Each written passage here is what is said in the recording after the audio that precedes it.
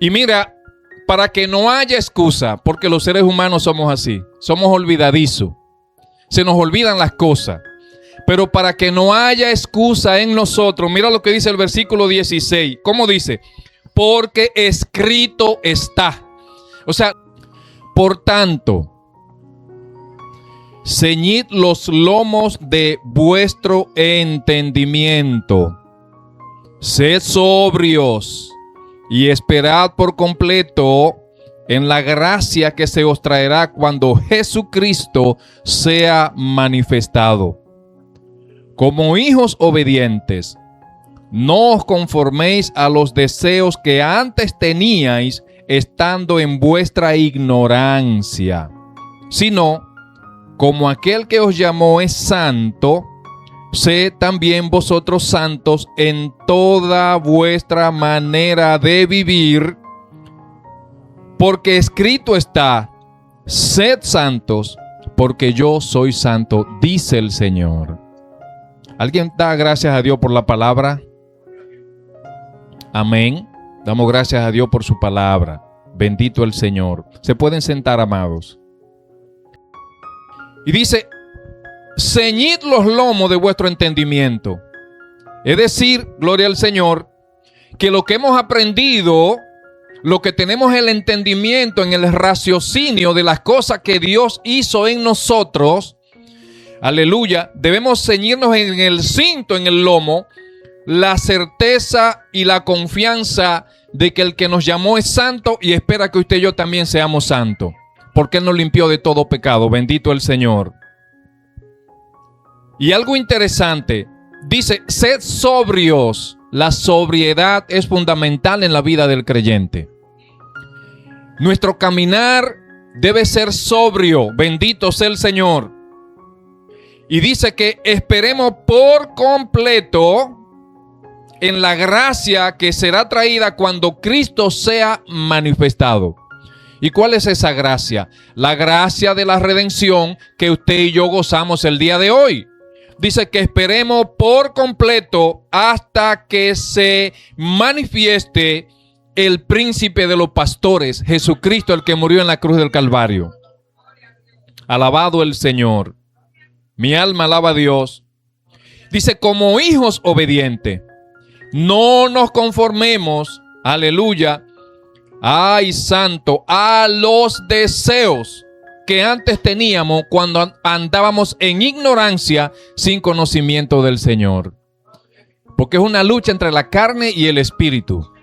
Es una lucha, es una batalla constante entre la carne y el espíritu. Bendito el Señor. Y los deseos de la carne, ustedes saben cuáles son. No vamos a entrar en esos detalles. Pero los deseos de la carne son perdición, porque dice la palabra de Dios que el ocuparse de la carne es muerte, pero ocuparse del espíritu es vida en Cristo Jesús. De manera, gloria al Señor, que lo que dice el apóstol: ya no caminen como andaban antes cuando estaban ignorantes de las cosas que Dios indica que debe manejar su pueblo redimido con su sangre. Bendito sea el Señor.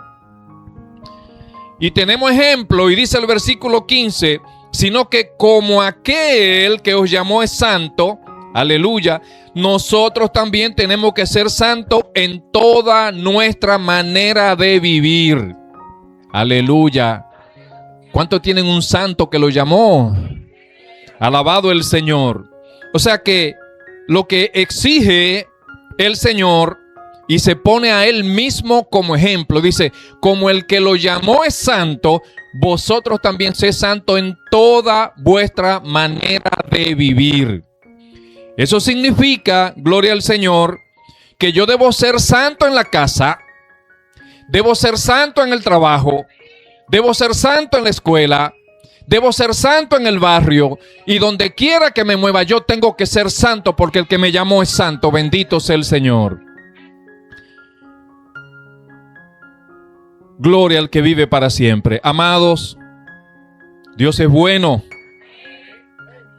Fíjense, yo escucho, incluso dentro del lenguaje del pueblo de Dios, hacer una separación de lo que es la vida cristiana y de lo que es la vida secular, de lo que es el trabajo en la obra de Dios y de lo que es el trabajo secular, como nombramos a los que tienen empleo o tienen algún negocio de índole particular.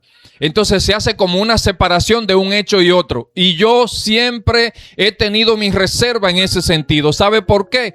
Porque el cristiano tiene que ser cristiano en el trabajo secular, como se le llama. Tiene que ser cristiano donde quiera que se mueva. En el negocio que estás realizando, no existe eso en el cristiano. En el cristiano hay una sola línea: santidad. Debe haber santidad en toda su manera de vivir, porque eso es lo que dice el apóstol. O sea, tú no me puedes separar que como estoy en un trabajo secular, ahora yo voy a tener una actitud diferente. No, en el trabajo secular, donde están allá en el mundo, donde usted debe presentarse como carta leída y como ejemplo, tienen que ver que usted hace el trabajo de manera honrada, que lo hace honesto, que lo hace con altura, sabiendo que dice la palabra de Dios, que hagamos las cosas como para el Señor y no para los hombres.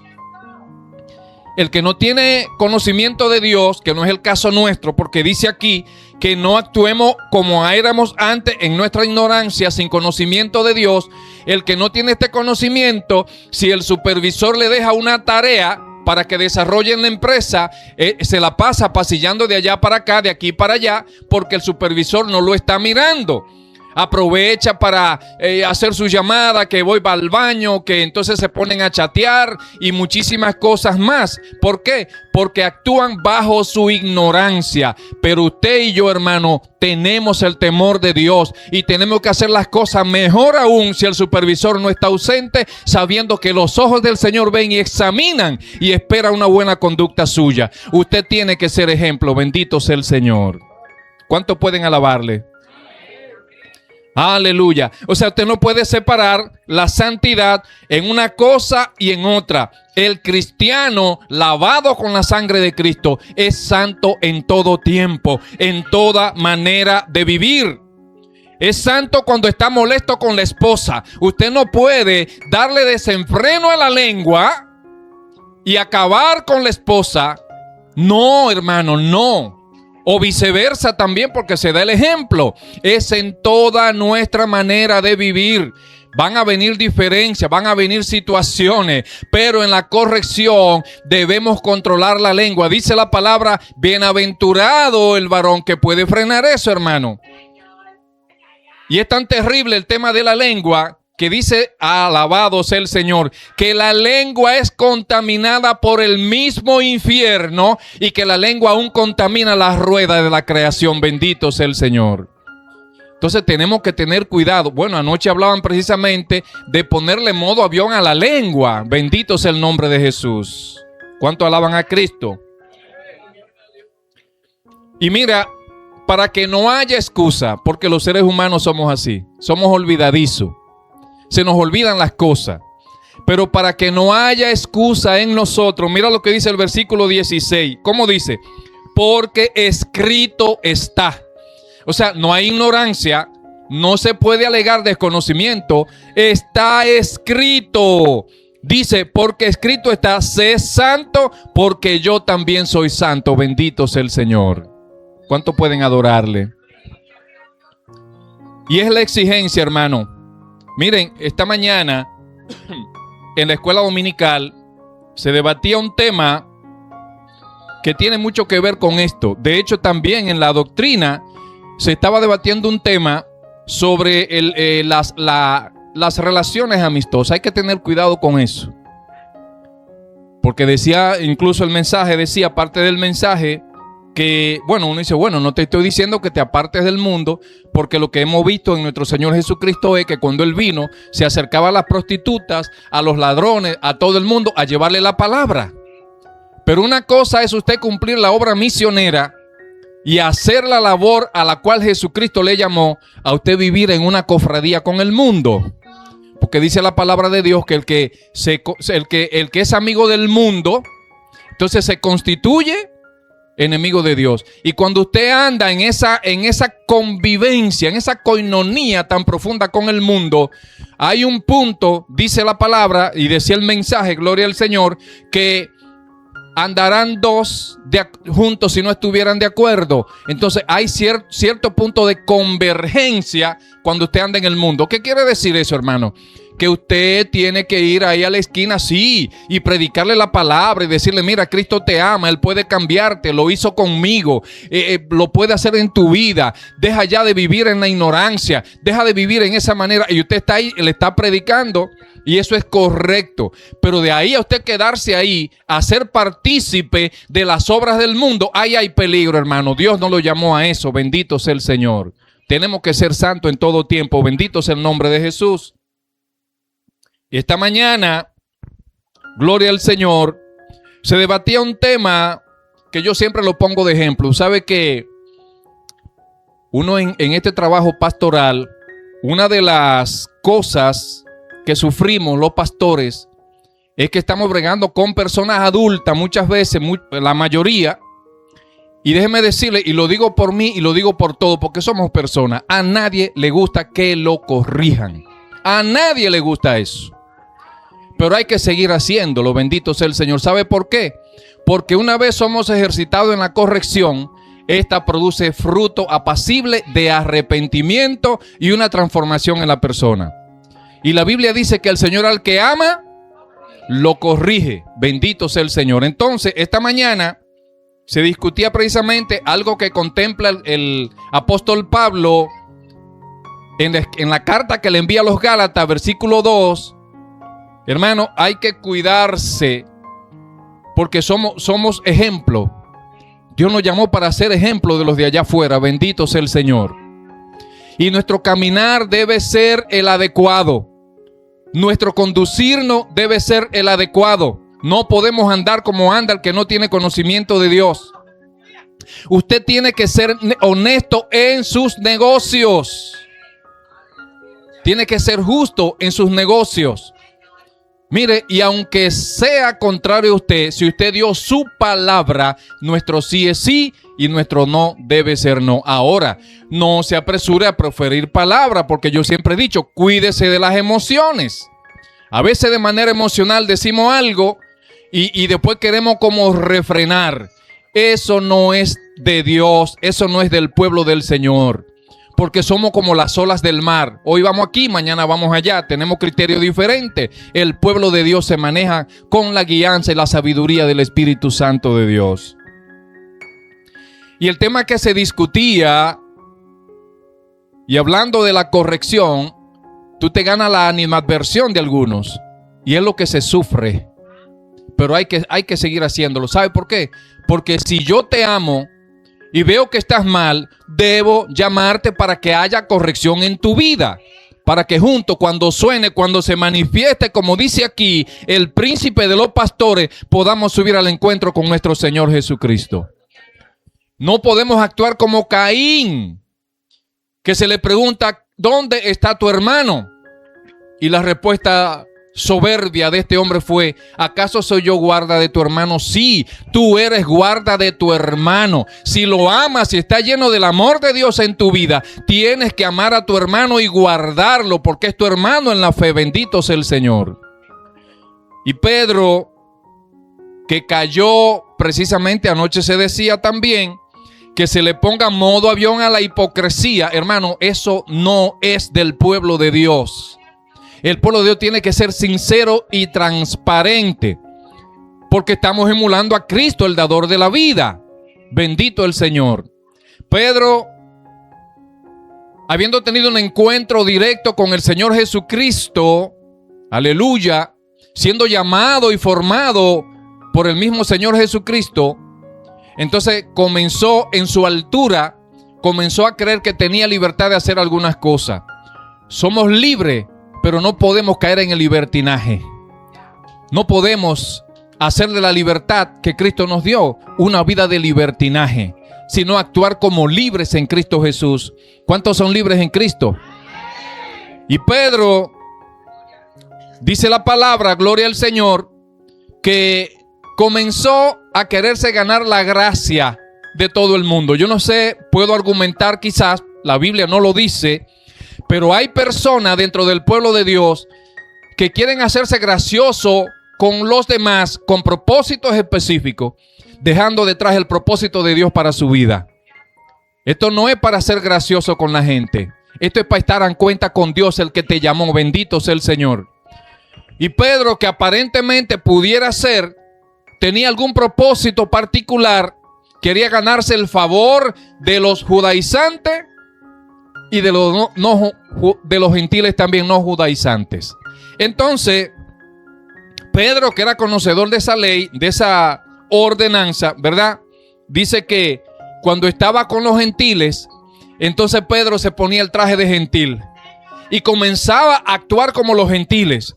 Todas las mañas y cosas que hacían los gentiles, por lo menos se la aplaudía. Si no la hacía, era copartícipe con ellos para ser gracioso con los gentiles. Pero cuando quería entonces exigirle que se judaizaran, pero cuando venían los judaizantes, ahí entonces él también se cambiaba el traje y era más judaizante que todo el mundo. Eso se llama hipocresía. El cristiano tiene un solo traje: santidad, santidad, santidad en todo tiempo. Bendito sea el Señor. Y Pablo, el último de los apóstoles, al cual se le apareció el Señor así de manera, vamos, casi fortuita, así, hermano, de una manera extraordinaria, como dice, déjame ya llamar a este muchacho como un abortivo. Al final lo arrastra el Señor. Y no vamos a entrar en detalle de la vida del apóstol Pablo. Tiene este encuentro con Dios, con el Señor Jesucristo, y lo transforma. De modo que si alguno está en Cristo, es una nueva criatura. Las cosas viejas pasaron, todas son hechas nuevas.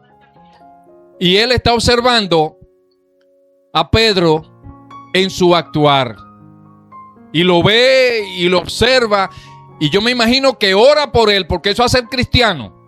Cuando usted ve a su hermano en algo malo, no llame al otro hermano para decirle, ¿tú te das cuenta cómo están dando fulano? Ore por ese hermano para que sea tocado por el Espíritu Santo y haya transformación. No inflame la crítica destructiva. Ore por ese hermano, bendito sea el Señor. Y yo me imagino que Pablo oró muchas veces por él, pero este hombre seguía en lo mismo. Y la Biblia no lo contempla, pero podemos dar por entendido que Pablo varias veces se acercó a Pedro para amonestarlo por ese asunto, y el hombre seguía posiblemente inflamado, quizá considerándose mayor apóstol que él, seguía en su mismo actuar, hasta que un día fue necesario, en medio de una asamblea, en medio de una gran asamblea, se le aparece con la autoridad de Dios. Yo siempre le he dicho aquí a la iglesia, digo, miren, ciertamente Dios constituye, y hay una línea de los que Dios constituye: maestros, apóstoles, profetas, pastores, ustedes lo saben. Y eso hay que respetarlo porque está instituido por Dios. Pero yo le he dicho a la iglesia muchas veces, señores, yo soy humano. Usted me puede corregir. Y claro está, si me ama, tiene que corregirme. Pero yo siempre le he dicho, hágalo con la siguiente normativa: con el debido respeto, con el amor de Cristo y con la ética que eso manda. A mí no me va a molestar. Si usted cumple con esa pirámide, con ese amor de Cristo, con el respeto y con la ética, a mí no me va a molestar que usted me corrija. ¿Sabe por qué? Digo, wow, ese hermano, esa hermana me ama y me ha hecho entender mi error. Y eso hizo el apóstol Pablo con Pedro. Lo llamó y le dijo, Pedro, no por tanto, Pedro, por tanto, tú que lo escribiste, por tanto, como tú estás en los caminos de Dios, como tú eres apóstol llamado por él, por tanto, esas cosas no te lucen. Si sigues con tu hipocresía, vas a ser arrastrado al infierno. Bendito sea el Señor. ¿Cuántos alaban a Cristo? Y no hay una cosa que arrastre más a la persona, y ustedes quizá lo han vivido, aleluya, que ve a ver qué dicen ahí afuera. Bendito sea el Señor. No hay una cosa que arrastre más a la persona que las cosas inadecuadas. ¿A qué me voy a referir? Por ejemplo, yo me imagino, hermano, y ustedes lo saben, cuánto tiempo tiene usted predicándole a su hermano que nació del vientre ahí de su mamá, predicándole, dándole ejemplo y predicándole, y al vecino y a todo el mundo. Y así yo luego, sí después, hermano, eso es difícil. Pero si usted va y le hace un chiste de aquello, inmediatamente haya el apoyo de esa persona.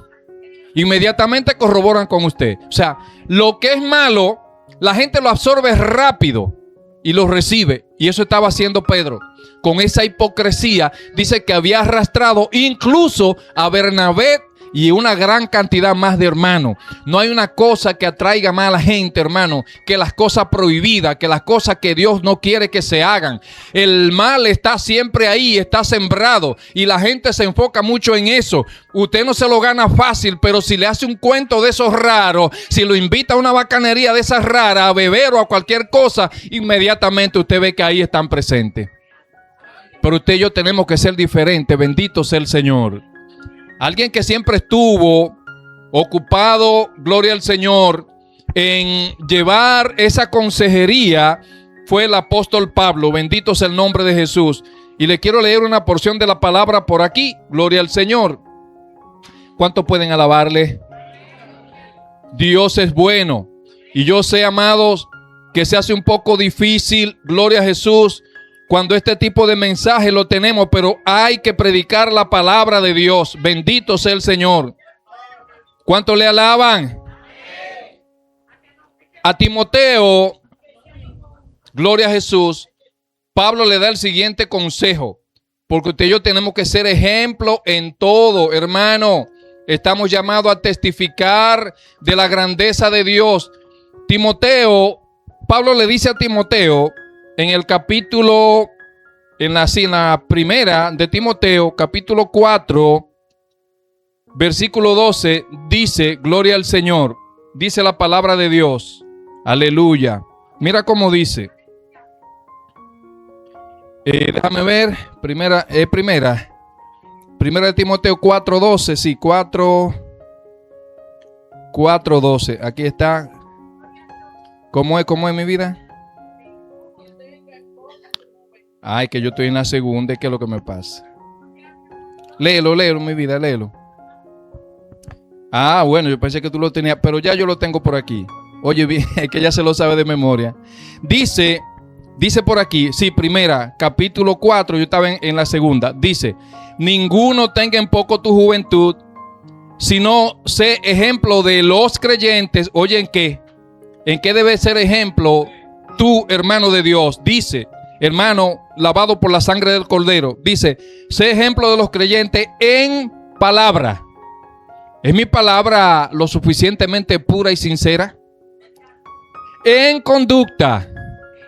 Ay. En amor. Sé ejemplo en espíritu. Sé ejemplo en fe. Timoteo. Y también, gloria al Señor, sé ejemplo en pureza. Y yo me pregunto, ¿cuántos de nosotros, hermanos, puede decirle a Dios, al Señor, como dijo el salmista? El salmista dijo, examíname, oh Dios, examíname, oh Dios, y ve si hay en mí algún camino de perversidad.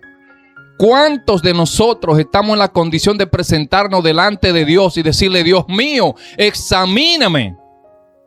Y aunque no haya amén, quiero decir que cada uno de nosotros debe estar en esa condición de santidad delante de Dios.